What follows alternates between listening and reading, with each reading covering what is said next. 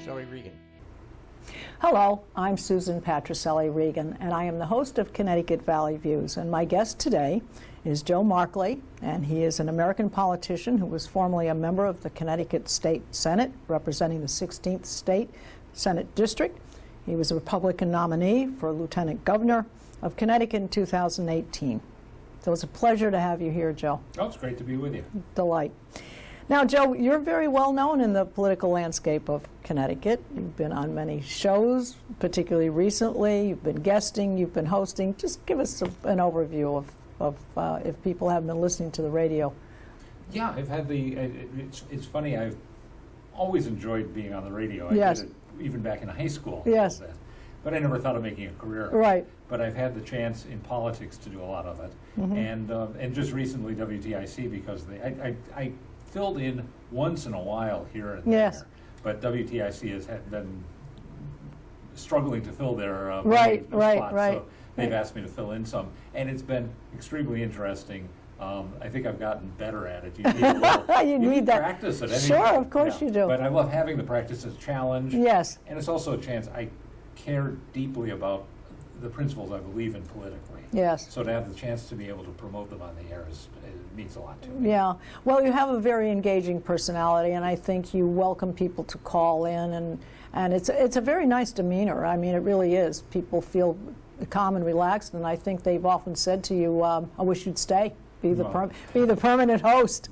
Now, this apparently is using, because your background, your educational skill set is you taught political science. Is that correct? Taught English more than anything else. Okay. And in fact, I went to graduate school thinking I'd be an English professor.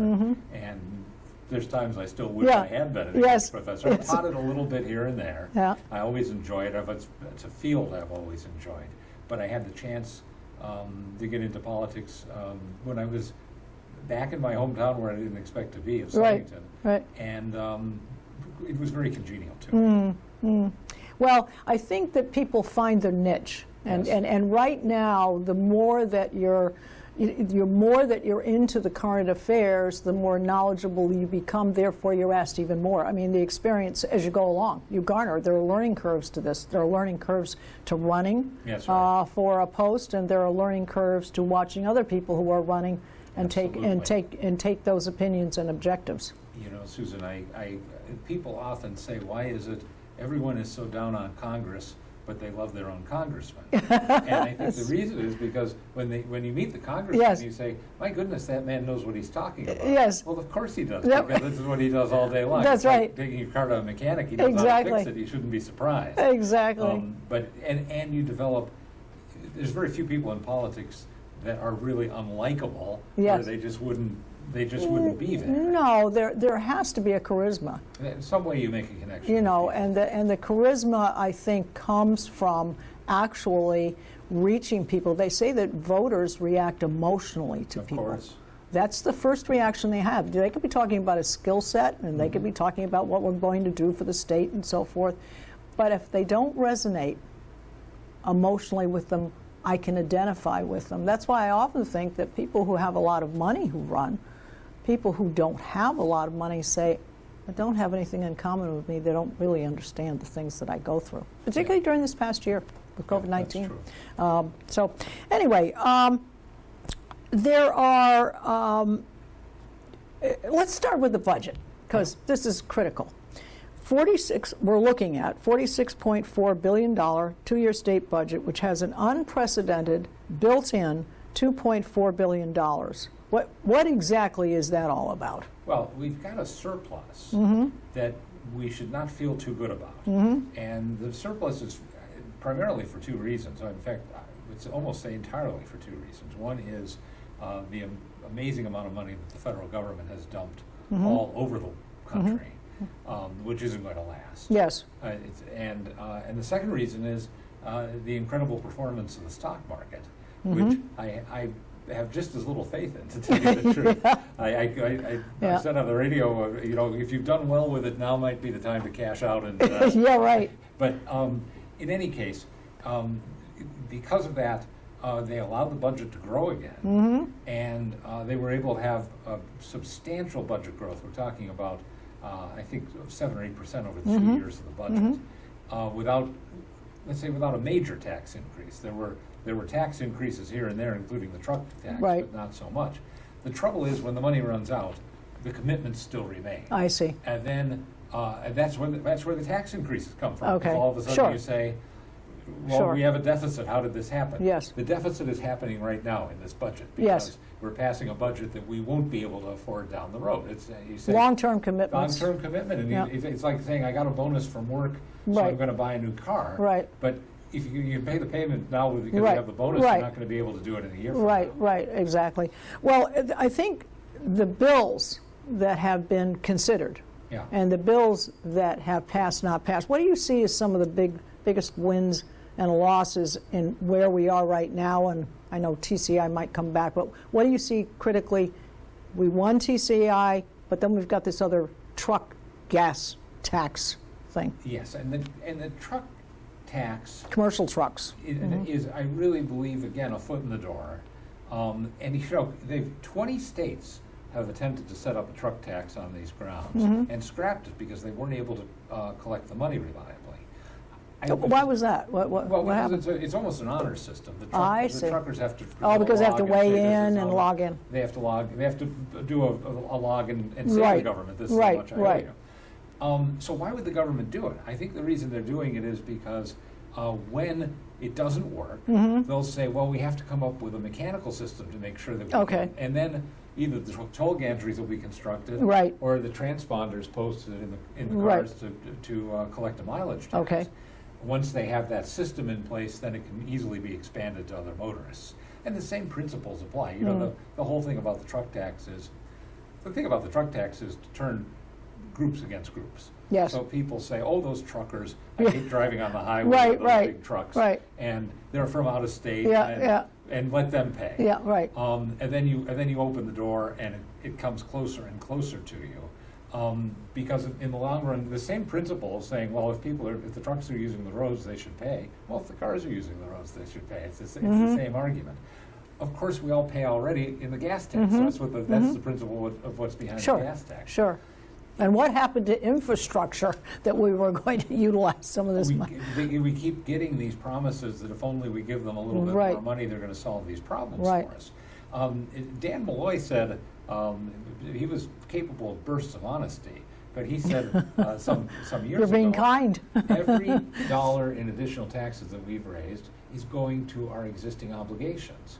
And of course, this is we're looking at a budget which is like the tip of an iceberg. Right. To say, is it above water? Right, is it below right, water? right. Underneath that water is over $100 billion Yes. in obligations that we can't, Sure. we don't have the money for. Sure. And we're doing nothing to address that. We're doing nothing really to get the state on a better fiscal system. It's very, very discouraging.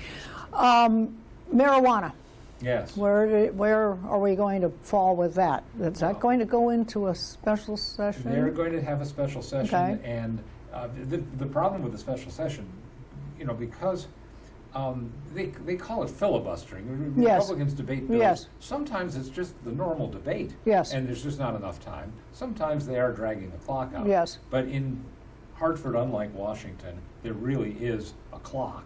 So there's a moment where you say, if we can get till midnight on Wednesday, then Yes. the gavel comes down. Yes. But Matt Ritter, the speaker, has basically said, if you force me to call a special session, then I'll put anything on the agenda that I want to. And that could include this Transportation Climate Initiative, TCI, Yeah, which I that- think so is that could come back. the worst proposal before us, Yeah. and a lot of other things. The marijuana definitely will come up, and it seems definitely will pass, Yes. as I understand it. And it's been kind of inevitable for a while. Doesn't make me happy about it. I feel I'm enough of a libertarian to think that people ought to be able to do what they want by and large, but it's a vice, and we're expanding access to it, and in a way we're giving it not exactly the blessing of government, but to my mind, there's nothing wrong with saying this is illegal, but we're not going to hammer you about it, but as a way to distinguish it as something that isn't good. I know what vices: smoking, drinking, There's sin gambling, taxes. prostitution. Yep. Some of them are legal, some of them aren't. I'm not really in favor of doing anything to encourage any of them, and I hate the idea that we do something like that for money. Well, the idea is that for some people it could be a gateway drug. And we're not saying all. Some might use it responsibly. They go to a party and they do it and so forth. But there's also the issue of some people who hold jobs and who are tested for drugs, particularly people who drive for school buses and responsible jobs.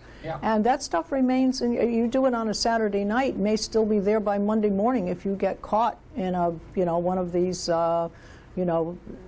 testing without knowing that it's coming, and you lose your job.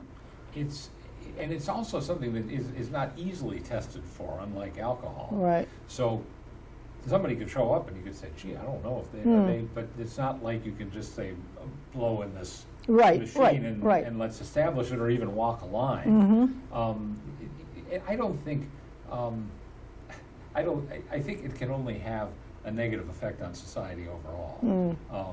But get rid of smoking, but let's get back to smoking marijuana. It's funny that public health people have been so contradictory to my mind about that too. Also, the incredible crackdown on e-cigarettes, yes, which I'm not convinced is justified, but the youth that are But again, I think that's a legitimate argument could be made there, that the advantage health-wise of e-cigarettes versus actual cigarettes is so profound that we shouldn't be necessarily discouraging e-cigarettes as harsh as well.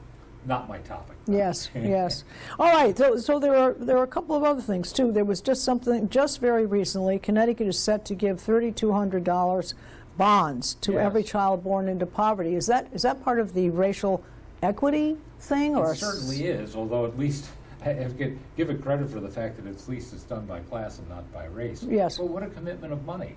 And really, I don't feel like we're in a position to take anything new on. We have to fix the problems we have. We have to reduce the burdens on taxpayers and make the state attractive to business.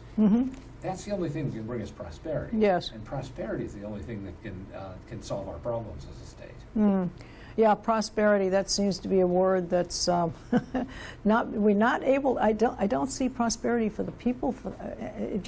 It's incredible to me that we keep driving the spikes into the very things that could make things a better quality of life, a more robust state, to invite businesses to come here.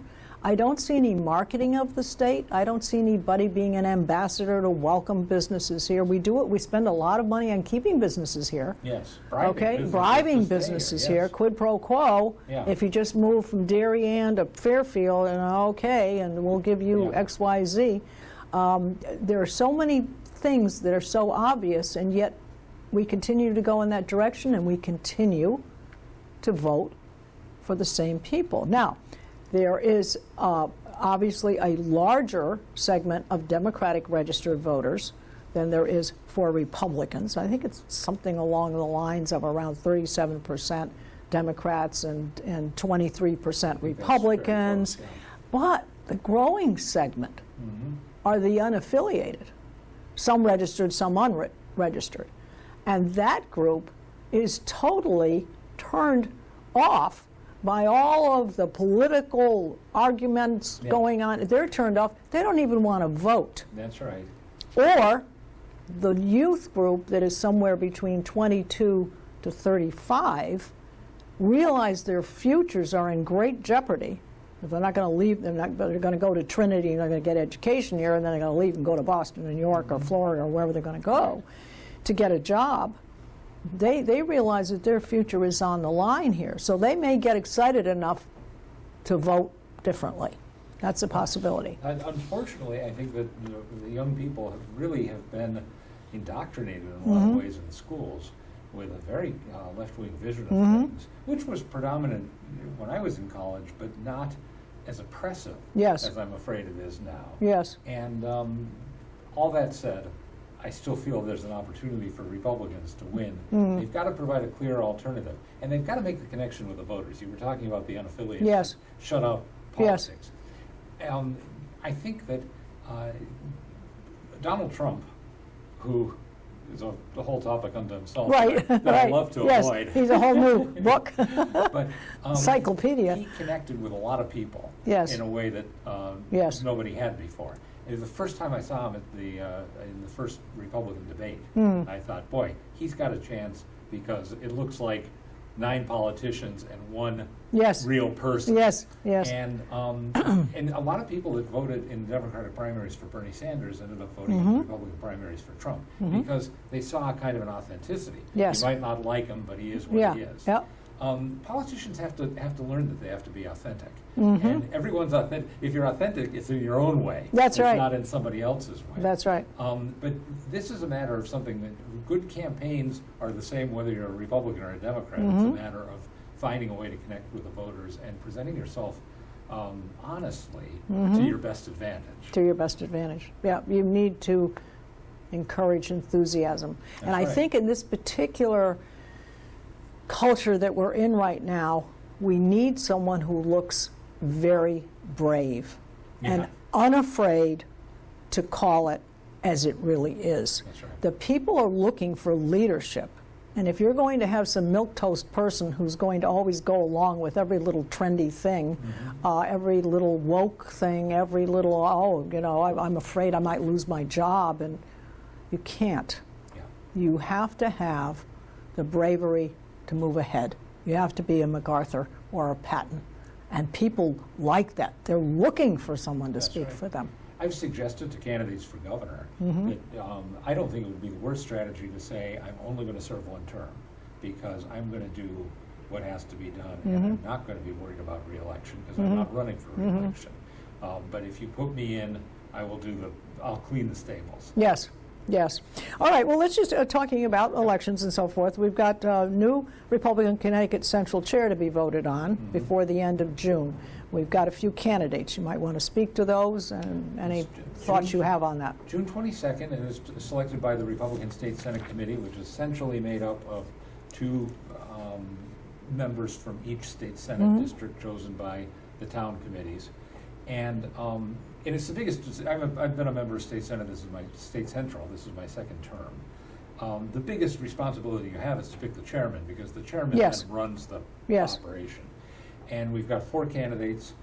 Ben Proto, who's I've known for many, many years, a lawyer, he's been a political consultant, very knowledgeable, level-headed fellow. Jim Campbell, the former town chair down in Greenwich, also very intelligent man. Jen Casado, very energetic younger woman, has a lot of campaign experience. And Gary Byron, who was a state legislator I served with and knew very well in the legislature, because he was on the Human Services Committee with me, and also as a radio host. Yes. And I'm supporting Gary because I know him well, and I think he's got the right personal characteristics, which are going to be, it's in the end, you don't need somebody that's going to do the whole job. Yes. You need somebody who's going to find the people Yes. that are going to do all the different parts. So of you the can job. delegate. And delegate correctly, and identify talent, and see what. And I think that from my experience with Gary in the legislature, he was thoughtful. He kept his eyes open. He was a quick learner, and he got along extremely well with people. Okay. And I think that he's got the right skill set. Can he raise money? Do you think he can do? I mean, because the Republicans need money if they're going to support their candidates. Raising money is, I think he has the personality to do the fundraising. Okay. And he can put a suit on and go into Yes. a country club and, Yes. and talk to people that have money. And part of it is going to be coming up with a vision that you can sell to people. Yes. To say, this is what your $5,000 Yes. is going to help me achieve this. Right. And I believe that Gary can put that together. But I think some of the other candidates might be able to raise money too. And still, you never know until they. Well, step into the role. here's the thing. I mean, the person who is going to be running for governor, the state committee is all about supporting candidates. Would it be fair to say that they would be happy to have someone who has deep pockets and can pay their ticket the entire way and they don't need to pay for it? Does that just become a popular thing? Because that doesn't mean they would be the best primary candidate to beat Lamont, or the best candidate to be governor just because they can pay their own way. You know, it's strangely enough, I would say the State Central Committee is not mostly about the money for the candidates. Okay. They've got their own operation to They have fund. a different message. And the candidates are largely on their own, and this is an unpleasant surprise to a lot of candidates. Okay. But you've got to take care of your own campaign, whether it's the legislature or anything else, because of the Citizens Election Program, this public finance program. Yes. There's two paths. One is to go through that, in which case the state party really can't do much for it. Right. And the second is to raise the money outside of the system, which Stefanowski did last time. Most of it, I guess, coming out of his own pocket. I don't know what the percentage was. He raised money, and he put his own money Yes. in. So in the case of Linda McMahon, it was almost entirely her own money. Yes. So either way, it's the candidate that's doing it. In neither case, it's really the State Central Committee, Yes. the main fundraiser for the candidates. Where we can be most helpful would be with seed money, maybe for the congressional candidates or a U.S. Senate candidate who are not part of this citizens election program. But that means having enough money in the bank that you can say we're meeting our expenses and now we have something. Yeah, and the important thing is for Republicans is to get more seats in the legislature, because obviously if we can do that, because if you could get a Republican governor and then obviously a few more bodies there, we might get someone to agree on something going in the right direction. But if it's going to be a governor who has to fight the legislature all the way. Well, one problem at a time. I also had that conversation with Stefanowski. But and the other thing is Republicans, frankly, need to win every place. Yes. We need to win. It would be nice to have a congressman. Yes. It would be nice to have a governor. It would be nice to have a legislature and Right. the local offices. We're doing well on the local level in a lot of cases. Yeah, good. And we made progress. We were making good progress in the legislature, and then all of a sudden turned around on us. Well, things happen. All right. Well, let's call this. I won't call them lightning questions. We've just got a few minutes left, but we'll just touch very They quickly. have to be lightning questions. Yes. All right. So, any comment on this recent Democratic frat party that happened down at the Capitol, with the Capitol being closed and Robin Comey's disastrous spectacle there? Comment on? Well, you know, I had an unusual career in that I served one term way back in 1985, Yes. 86, and then came back in 2010. It was a men's club in 85, 86, and there was a lot of drinking. Okay. I'm pretty confident there was more then than there is now. I think that culture has declined, but let's say not as far as it needs to. Yes. And I understand completely anybody who says there's really no particular good reason for any legislator to have any alcohol while they're in a legislative Particularly in the middle of budgets and bills. Anytime you're doing anything. Yeah. And I think maybe it's been a useful wake-up call, and Right. the attitude will change. Right. Because it's due to change. It's not, I mean, I've seen some scenes too that weren't reported Yes, that were yes. not I were think not we've ideal. all probably in our adult life have seen people not at their best. Yeah, but I've seen it in all many places. But not quite so Capitol publicly. included, yeah. All right. So now what about this emergency extension to governor's extension to July 20th? Do you see any real purpose to that? I mean, supposedly, Zero. I mean, is this just between the Capitol being closed, the majority of Democrats? I mean, it's keeping this a very closed, behind the curtains operation here. People in politics like to have power. It's not even necessarily an ego thing. It's kind of what you're doing is trying to accumulate power. And the governor has the chance to have it, and he'll have it. People in politics don't like to make decisions, contrary, because as paradoxical as that is. And I think from the legislature's point of view, they say, oh, well, if the governor wants to make all these tough calls about COVID, let him decide when the bars are going to open, and I'll say, it wasn't my choice. Right. So there's a kind of a symbiotic relationship, an unhealthy symbiotic relationship. Yes. The governor's powers, if they ever should have been granted, should have been ended long ago, and the Capitol should have been opened. Yes. That's ridiculous. If you go to a bar, you can go to any place, but you can't go to the state Capitol. So the real rationale for keeping it closed is, I mean, can they keep getting away with this? Oh yeah, they can. They set their own rules. I mean, actually, by vote, the legislature sets its own rules. bills. So they can keep getting away with it as long as the people put up with it. But I don't think there's any rationale except they say, well, we don't want to get sick. Well, no one wants to get sick.